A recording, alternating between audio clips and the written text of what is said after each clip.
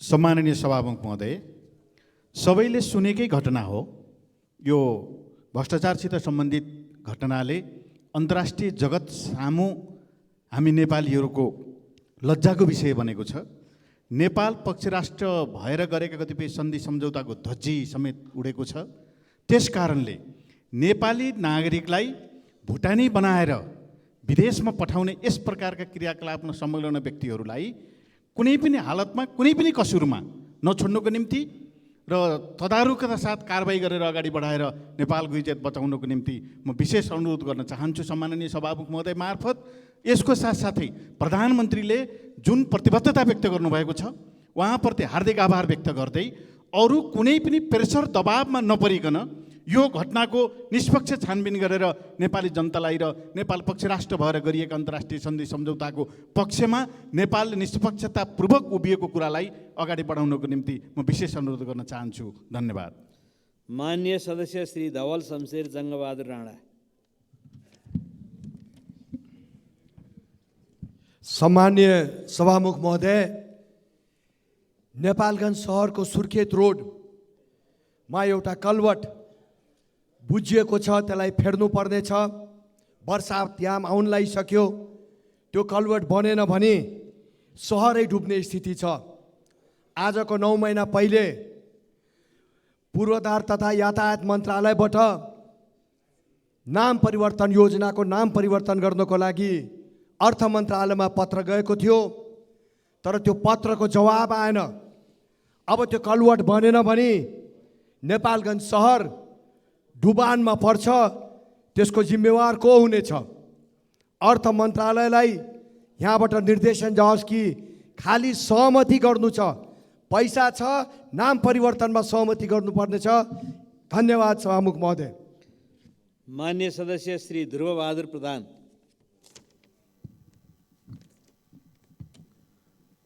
सम्माननीय सभामुख महोदय, नवलपरासी पश्चिम सुस्ता गाउँपालिका वडा नम्बर 4 नरसही र पक्लीहवा त्यो एरियामा ब्याङ्कले जग्गा धितो राखेर पैसा दिँदैन।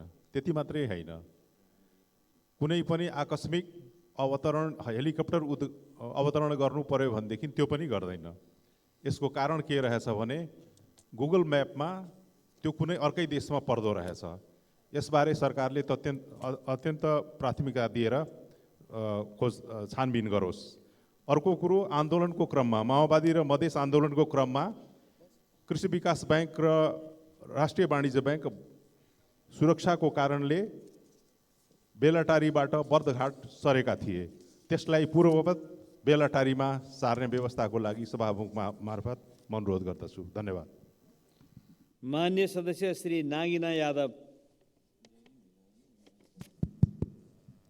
सम्माननीय सभामुख महोदय, अपाङ्ग भएका व्यक्तिको अधिकार सम्बन्धी ऐन 2074ले हिंसा पीडित र अपाङ्गता भएका व्यक्तिको न्यायमा पहुँचको अभिवृद्धि गर्नको लागि निशुल्क कानुनी सहायता, शीघ्र सुनवाई, उचित क्षतिपूर्ति, पीडित र साक्षीको संरक्षण, सुरक्षा लगायतको व्यवस्था गरेको छैन। त्यसैले 2074 ऐनलाई संशोधन गरी यी व्यवस्था सरकारले गरिनुपर्छ भन्ने मैले सभामुख मार्फत ध्यान आकर्षण गराए। हस्त। धन्यवाद। माननीय सदस्य श्री नारायण प्रसाद आचार्य। सम्माननीय सभामुख महोदय, नेपालको संविधानको धारा 51 जमा नागरिकको आधारभूत आवश्यकता पूरा गर्न स्वास्थ्य बिमा उपलब्ध गराउने र स्वास्थ्य सेवाको पहुँच सुनिश्चित गर्न उल्लेख भएसँगै स्वास्थ्य बिमा कार्यक्रम लागू भएको थियो। तर लागू भएको यति वर्ष बितिसक्दा समेत यो सेवा लिन जनतालाई शास्ति बेहोर्नु परेको छ। स्वास्थ्य बिमा बारे बारम्बार प्रश्न उठिरहँदा पनि त्यसको सेवा प्रक्रिया सही रहेको जटिलतालाई व्यवस्थापन गर्न यो सरकारले नसकेको अथवा नचाहेको। राज्यबाट सञ्चालन भएका सबै स्वास्थ्य संस्थाहरूमा स्वास्थ्य बिमा सेवा अनिवार्य सञ्चालन गर्न सभामुख मार्फत सरकारको ध्यानाकर्षण गर्न चाहन्छु। डायलिसिस, क्यान्सर लगायत दीर्घ रोगीहरूलाई तत्काल ध्यान पुगोस्। रामपुर नगरपालिका 5, 6, 7 मा 662 लाल पूर्जा वितरण भएको छ। राजस्व 12 करोड जम्मा भएको छ। 400 पूर्जा वितरण गर्ने तयारीमा छ। तर पनि फिल्ड बुक र अभिलेख नहुँदा ऋण गरी राजस्व जम्मा गर्ने अन्यलमा हुनुहुन्छ। तत्काल सबै काम पूरा गर्न सम्बन्धित निकायको मान्य सदस्य श्री नारायणी शर्मा।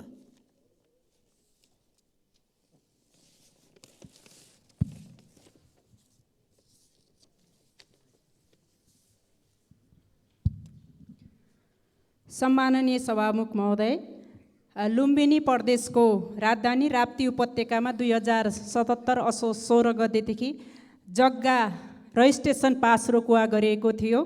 त्यस पछाडि यो निर्णयबाट राप्ती गाउँपालिकाका 9वटै वडा, गढवा गाउँपालिकाका 1, 2, 3 नम्बर वडा, शीतगङ्गा गाउँपालिकाका 9 र 8 नम्बर वडामा यो रोकुवा गरिएको छ। राजधानी व्यवस्थापनको लागि भनेर रोकुवा गरिएको यो निर्णय अझसम्म पनि फुकुवा हुन सकिराखेको छैन। यसको कारण त्यहाँका जनताहरू ठुलो मारमा परिराखेका छन्। जग्गा फुकुवाको विषयमा लिएर स्थानीय राजनैतिक दलले पटक पटक मुख्यमन्त्रीलाई समेत ध्यान आकर्षण तथा ज्ञापन पत्र बुझाइसकेका छन्, तर माग पुरा नभएपछि वैशाख 17 गतेदेखि त्यहाँका स्थानीय जनताहरू, राजनैतिक दलहरू, उद्योग व्यवसाय सबै प्रशासनिक भवनको अगाडि यति बेला अनसनमा बसिराख्नु भएको छ।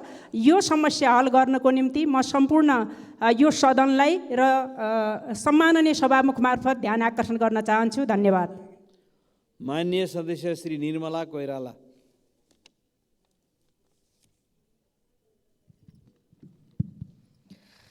सम्मानीय सभामुखज्यू, तराई मधेसमा गरिबीको रेखामुनि रहेका महिलाहरूको अवस्था अत्यन्त दयनीय छ। अशिक्षा, गरिबी र अभावका कारण महिलाहरूले विभिन्न हिंसाहरू भोगिरहेका छन्। दाइजो प्रथा अझै पनि जरा गाडेर बसेको छ। बेटी बचाऊ बेटी पढाऊ भन्ने नारामै सीमित छ। थुप्रै छोरीहरू अहिले पनि विद्यालय जाने उमेरमा डोली चढ्न बाध्य छन्। तराई मधेसका महिलाहरूको जीवन सुरक्षित बनाउन र आय आर्जन बढाउन खालका नीति तथा कार्यक्रम बनाई महिलाहरूको स्तर उन्नति गर्नको लागि बजेट छुट्याई महिलाहरूलाई मान्छे भएर बाँच्न पाउने अवस्थाको सिर्जना गर्न सम्बन्धित निकायको ध्यान आकर्षण गराउन चाहन्छु। धन्यवाद। मान्य सदस्य श्री निशा डाङ्गी।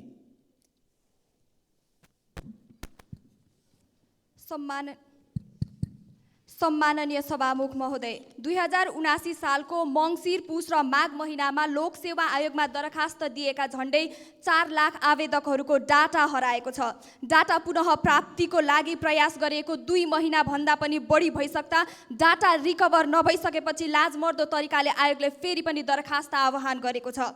विश्वमा प्रविधिले यस्तो फड्को मारिरहँदा हाम्रो सरकारले 4 लाख आवेदकहरूको डाटा समेत सुरक्षित राख्न सकिरहेको छैन। सभामुख महोदय, लोकसेवा आयोग जस्तो जिम्मेवार निकायले डाटा सुरक्षित राख्न नसक्नु, आयोगले डाटा रिकभर गर्न नसक्नु र अन्तिममा आएर पुनः फारम भर्न लगाउनु यो कति हदसम्मको लापरवाही हो। सभामुख महोदय, नेपालका अधिकांश युवाहरू विदेशिएका छन्। अहिले स्वदेशमै भविष्य खोजिरहेकालाई प्रोत्साहन गर्नुको सट्टा सरकारले उल्टै निरुत्साहन गरिरहेको छ। यसरी युवाहरूको भविष्यसँग खेलवाड नगरियोस् र डाटा रिकभर हुँदैन भने जिम्मेवार निकायमा बसेकाहरूलाई कारबाही गरियोस् र पटक पटक लोकसेवा आयोगले परीक्षा लिने गरेको मिति सरिरहेको समस्याको पनि अन्त गरियोस्। धन्यवाद। मान्य सदस्य श्री प्रतिमा गौतम।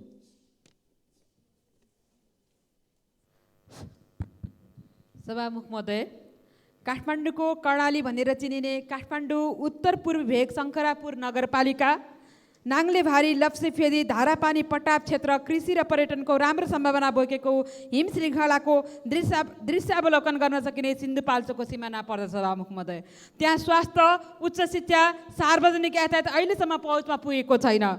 2046 सालको परिवर्तनसँगै तत्कालीन जनआन्दोलनका कमान्डर गणेशमान सिंहको अनुरोधमा तत्कालीन जिल्ला विकास सभापति तीर्थबहादुर केसीले सुरुवात गर्नुभएको धारापानी, पटाप, कुण्डेश्वर, गणेशमान सिंह लोकमार्ग, काठमाडौँ हेलम्बु राजमार्ग, मध्य पहाडी लोकमार्ग, बाहुने पाटी र सिन्धु खोलासँग जोडिने वैकल्पिक सहायक राजमार्गको रूपमा प्रयोग गर्न सकिने बाटो कालो पत्रे गर्नका लागि सरकारसँग बजेट विनियोजन गरियोस् भनी सभामुख मार्फत सरकारको ध्यान आकर्षण गराउन चाहन्छु। सभामुख महोदय, धन्यवाद। मान्य सदस्य श्री प्रतीक्षा तिवारी। सम्माननीय सभामुख महोदय, हामीलाई राम्ररी थाहा छ कि हाम्रा नेपालका कुनै पनि नागरिकता विहीन बन्न नपरोस् भन्ने कुरा र सम्माननीय सभामुख महोदय, आज म दुःखका साथ भन्न गइरहेको छु कि वास्तवमा हाम्रा जन्मसिद्ध नागरिकका सन्तान, आमा नेपाली, बुवा नेपाली, जन्मसिद्ध नागरिकता भएकै कारण आज छोराछोरीहरू उनको भाग्य र भविष्य अन्धकारमा परेको छ। जन्मसिद्ध नागरिकका सन्तानले नागरिकता विहीन भएका छन् र म सम्बन्धित निकायलाई सम्माननीय सभामुख महोदय मार्फत अविलम्ब जन्मसिद्ध नागरिकका सन्तानले नागरिकता प्राप्त गर्नको लागि व्यवस्था मिलाइयोस् भन्न चाहन्छु। र सम्माननीय सभामुख महोदय, हामीले पटक पटक उठाएका छौँ, शून्य समय र विशेष समयमा उठाएका हाम्रा आवाजहरू, जनताका आवाजहरू सुन्ने सीमितमा नराखियोस्, कार्यान्वयन पक्षलाई ध्यान दियोस्। मान्य सदस्य श्री प्रदीप पौडेल। सम्माननीय सभामुख महोदय, काठमाडौँका धेरैजसो सडकहरू अलपत्र छन्।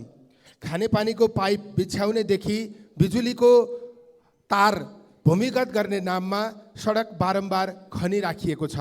सडक छेउका मान्छे हिँड्ने फुटपाथमा निर्माण सामग्रीहरू राखेर अस्तव्यस्त बनाइएको छ। सरकारका मन्त्रालयहरू बिचमा समन्वय हुन नसकेका कारण, सरकारका विभिन्न निकायहरू बिचमा समन्वय हुन नसकेका कारण एउटै सडक एक वर्षमा 4 पटकसम्म भत्काइएको छ। सरकारको काम कहीँ बनाउँदै नबनाउने, कतै बनाइएको रहेछ भने पनि त्यसलाई बारम्बार भत्काउने मात्र हो कि जनतालाई सुविधा हुने गरी विकासलाई व्यवस्थित गर्ने हो। म अनुरोध गर्न चाहन्छु, बिजुलीको तार भूमिगत गराउने नाममा, खानेपानीको पाइप भूमिगत गराउने नाममा भत्काइएका सडकहरू वर्षात अगाडि नै बनाउनका निम्ति म सरकारसँग माग गर्न चाहन्छु र सँगसँगै सरकारले आफू मातहतका निकायहरू, मन्त्रालयहरू र प्रदेश र स्थानीय सरकारसँग समन्वय गरी। मान्य सदस्य श्री प्रदीप यादव।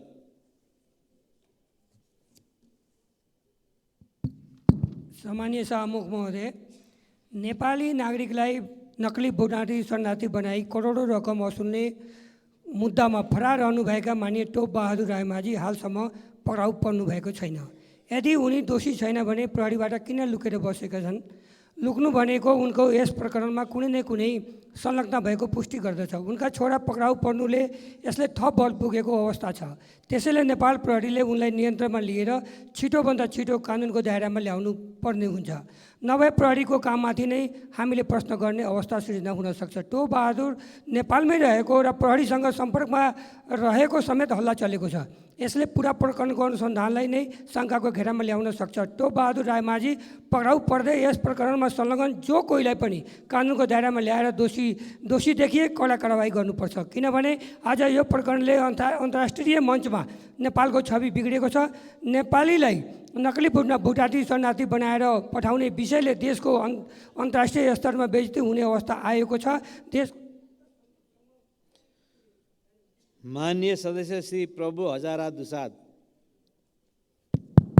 सम्माननीय सभामुख महोदय, यो अहिले बजेट विनियोजित विधेयक प्रस्तुत भइसकेका छ र 5 वर्ष अगाडिदेखि पर्सा जिल्लाको पोखरिया नगरपालिकालाई स्मार्ट सिटी घोषणा गरिएको छ, तर पटक पटक बजेटमा विनियोजित भएको रकमहरू चाहिँ त्यहाँ उपलब्ध गराइएको छैन। म अहिले माननीय शहरी विकास मन्त्री र माननीय अर्थमन्त्रीज्यूलाई आग्रह गर्न चाहन्छु, पोखरियाको स्मार्ट सिटीको रकम यसपालिको बजेटमा विनियोजित गरेर त्यसलाई स्मार्ट सिटी बनाउने कामतिर अगाडि बढाइयोस्। सँगसँगै हिजो मात्र धादिङका एउटा दलित बच्चाले जान गुमाउनु परेको छ फिस नतिरेर।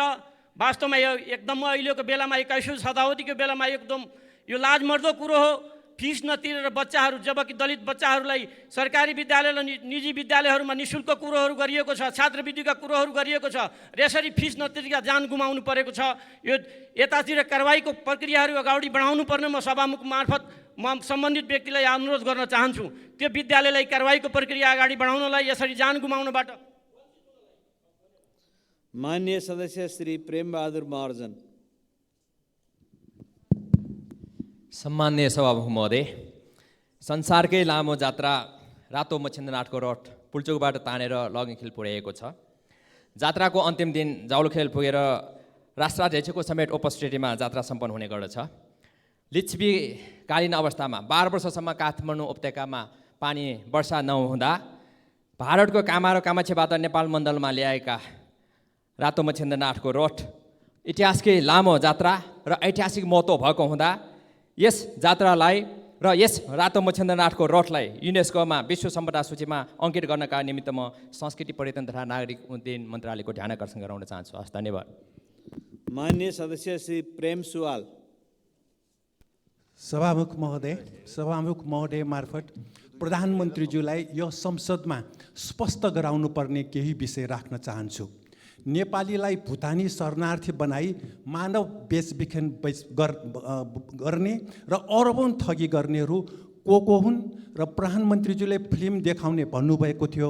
अहिले दाहालजी, देउबाजी, ओलीजीको मिटिङ भइरहेको हो, त्यो फिल्म देखाउनेकै लागि हो कि एउटा स्पष्ट हुनुपर्ने। अर्को, खोपो विश्वविद्यालयको विधेयक दर्ता भएर सांसदहरूलाई वितरण भइसकेको अहिलेसम्म किन रोकिन्छ? अरू सबै आउने, खोपो विश्वविद्यालय किन आउँदैन? खानेपानी मुहान भक्तपुरको बागेश्वरी र नगरकोट बिचको जङ्गल बिगारेर माथि बागेश्वरीमा मजुवामा खेल मैदान बनाउनेहरूलाई किन कारबाही हुँदैन र यो खोलामा पानी बर्खाको जम्मा गर्ने गरी एउटा ड्याम बनाउनको लागि बजेट व्यवस्था हुनु पर्यो। धन्यवाद। मान्य सदस्य श्री बलराम अधिकारी।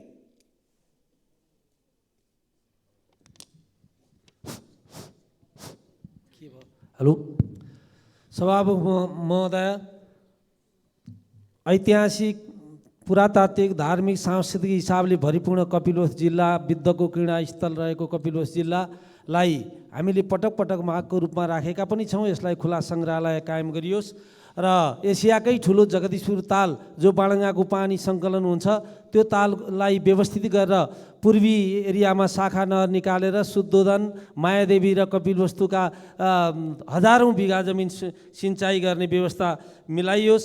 पूर्व पश्चिम लोकमार्गबाट दक्षिणतिर जाने लखनचोकदेखि शिवालवा भन्सारसम्म पुग्ने र अर्को पिपरादेखि अलिगढवासम्म पुग्ने सडक वर्षौँ पछि 2-4 लाख हालेर अलपत्र पार्ने गरिएको छ। यसको सम्पूर्ण रूपमा निर्माण हुने गरी व्यवस्था गरियोस् भन्ने कुराहरू राख्न चाहन्छु। र बाणगङ्गा नगरपालिकाले मापदण्ड, सरकारले तोकेका मापदण्ड पुर्याएर आफ्नो माग राखेको छ। मालपोत र नापी कार्यालय। मान्य सदस्य श्री बसन्त कुमार नेम्बाङ। सभामुख महोदय, एकातिर म प्रधानमन्त्री र अर्थमन्त्रीज्यू आगामी आर्थिक वर्षको बजेट बनाउँदा पूर्वाधार निर्माणमा रकमको अभावले बजेट विनियोजन गर्न सकिँदैन भन्ने संसद समक्ष अनुरोध गर्नुहुन्छ।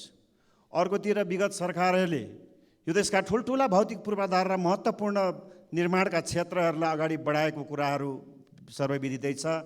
ती सबै आज ठप्प छन्।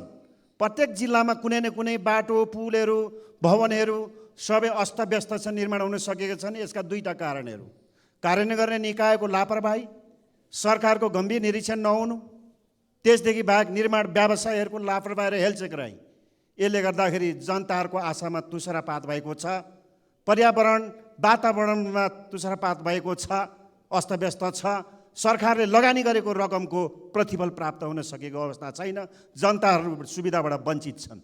म पाँचथर जिल्ला र तेह्रथुम जिल्लाको एउटा उदाहरण दिन चाहन्छु। जोगबनीबाट पाँचथर जिल्ला हुँदै धनकुटा हुँदै ताप्लेजुङदेखि टिपटाला चीनमा पुग्ने महत्त्वपूर्ण तम्बर कोरिडोर बाटोबाट। मान्य सदस्य श्री वासुदेव घिमिरे।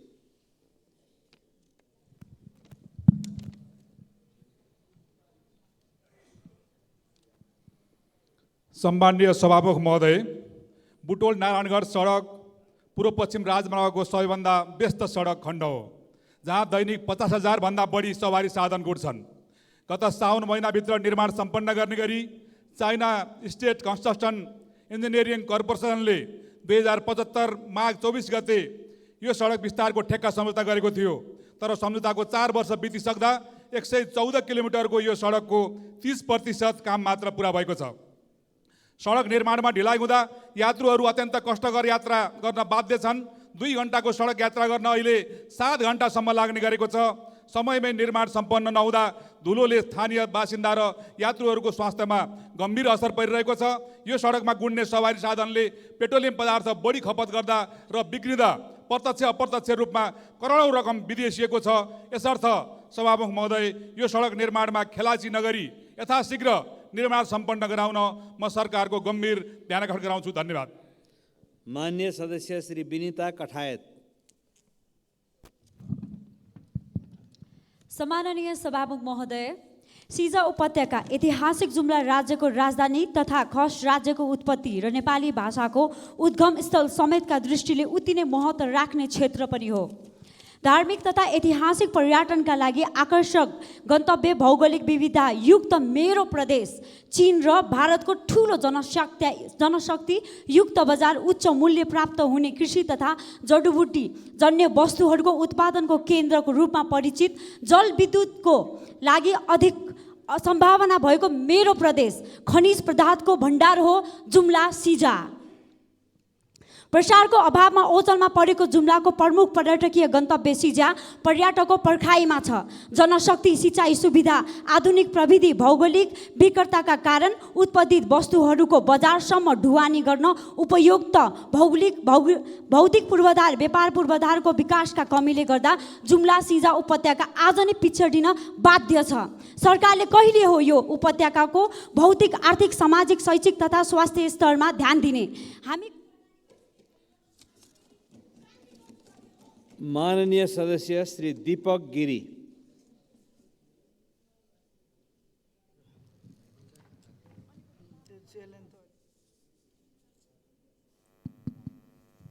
सम्माननीय सभामुखज्यू, म सभामुख मार्फत बिरह पुग्दैछु भन्दा पनि हुन्छ। पटक पटक यो संसदभित्र सभामुख मार्फत दाङ जिल्लाको 4 लाइन बाटो, जो बाटो अहिले लथालिङ्ग भएको छ,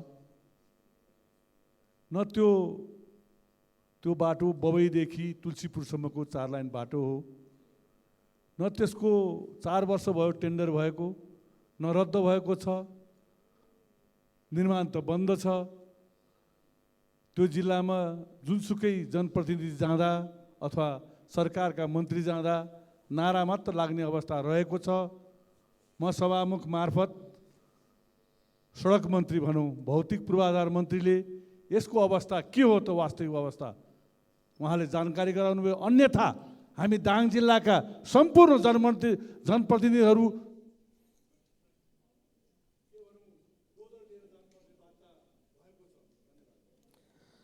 मान्य सदस्यहरू, शून्य समयमा बोल्ने क्रम यही समाप्त हुन्छ।